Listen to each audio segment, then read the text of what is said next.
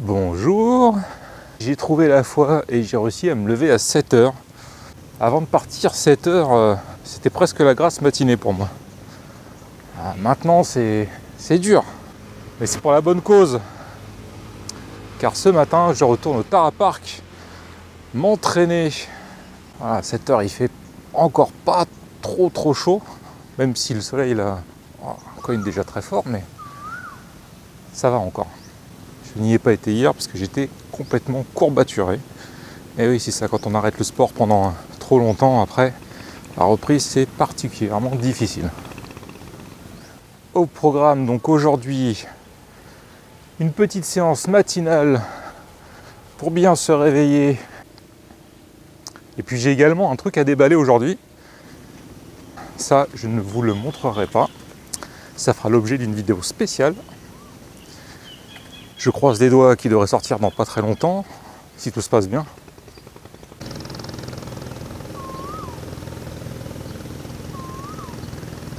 De l'autre côté de la rivière de Krabi, vous avez un quartier où logent essentiellement des musulmans.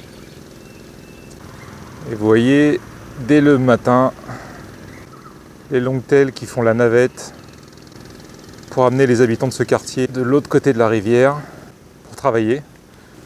Vous trouverez ce va-et-vient tout au long de la journée, mais évidemment, c'est le matin très tôt et le soir, aux alentours entre 5 h et 7 h, qu'il y a le plus de traversées de la rivière pour amener les habitants chez eux.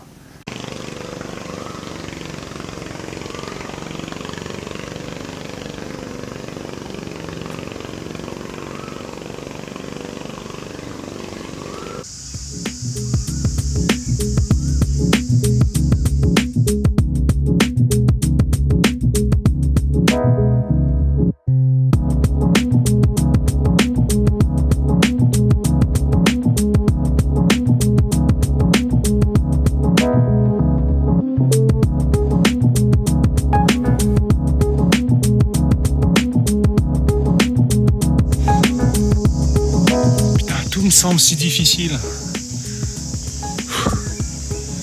C'était tellement plus facile avant, quand je m'entraînais 5 fois par semaine. Et là, depuis le Covid, j'ai tout arrêté. Et je dois avouer que vraiment j'en chie. Pour ça, c'est plus facile de s'entretenir que de débuter le sport. Donc une fois que vous avez commencé, surtout arrêtez pas. C'est trop dommage. C'est trop dommage. C'est comme arrêter la clope. Tant qu'on a arrêté, c'est trop dommage de recommencer. Parce qu'on a déjà fait le plus dur.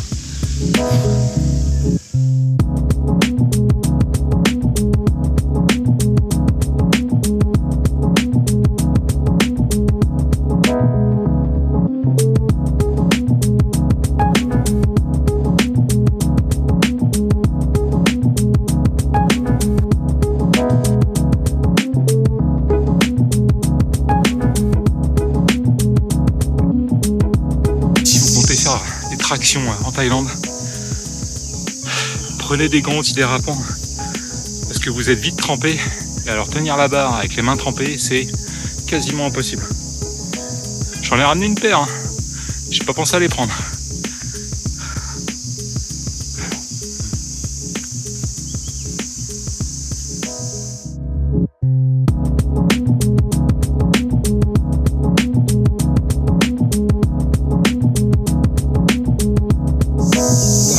On va faire quelques abdos et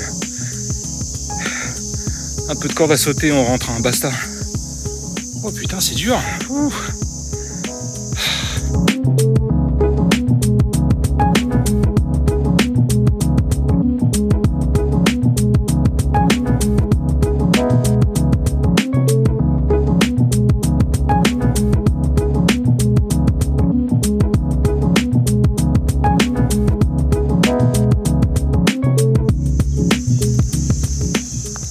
C'est mort, je peux plus, j'ai plus de jus, j'ai plus rien. Qu'est-ce que c'était dur. Et je sais que j'en chie là, mais dans quelques temps ça ira beaucoup mieux. Faut juste que je reprenne le rythme, mon corps se réhabitue.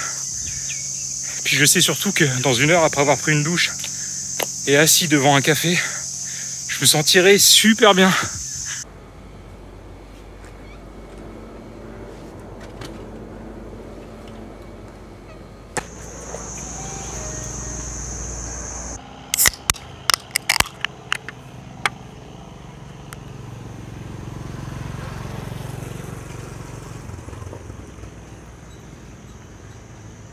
Ça y est, c'est l'heure, les ferries commencent à quitter Krabi pour rejoindre les îles aux alentours.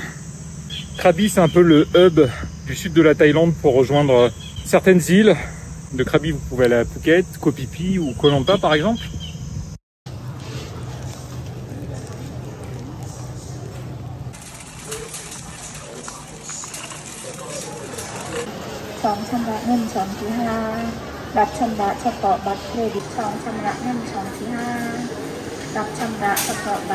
C'est parti, direction la maison de Ju. Aujourd'hui, on va cuisiner.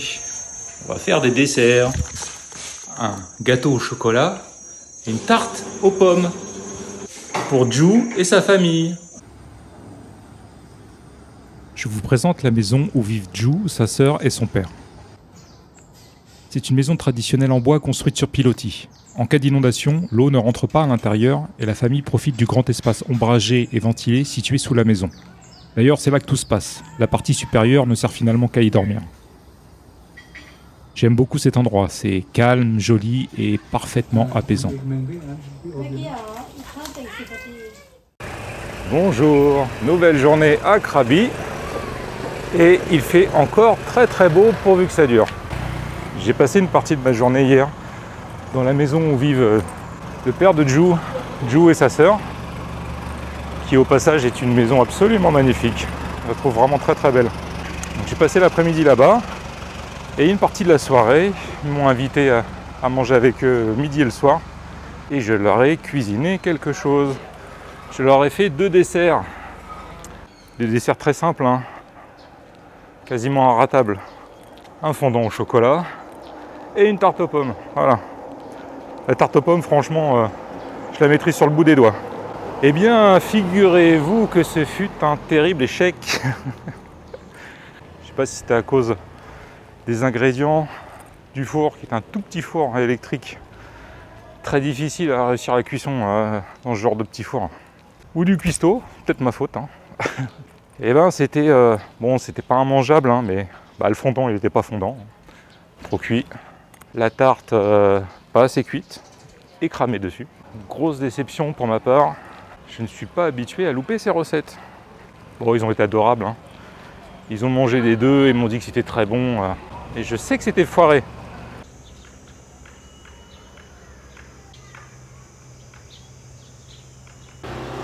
Un truc bizarre ce matin, tout est fermé. J'arrive pas à trouver un café ouvert. Je confirme, c'est très difficile de trouver un café ouvert ce matin.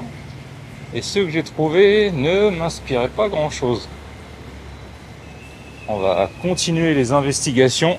Je ne désespère pas de boire un bon café frais ce matin.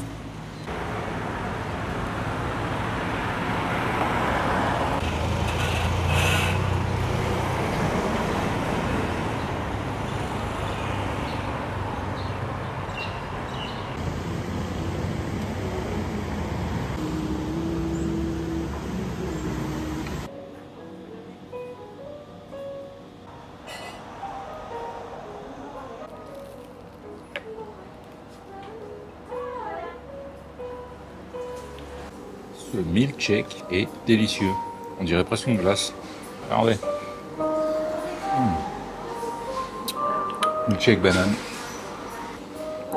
Avec un café noir. Ce fut difficile, mais finalement, j'y suis parvenu.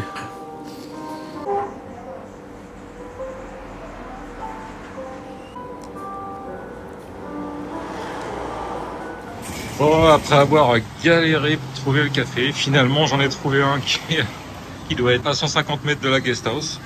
J'étais passé plusieurs fois devant, mais je n'avais jamais tilté parce que c'est une toute petite entrée.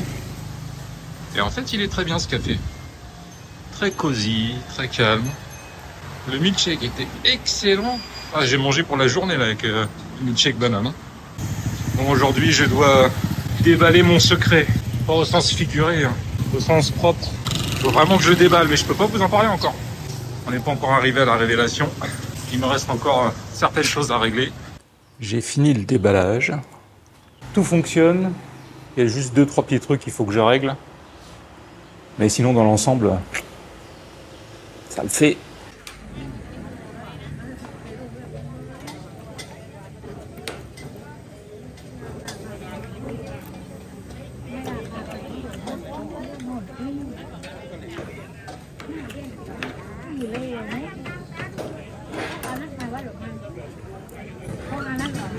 c'est mortel.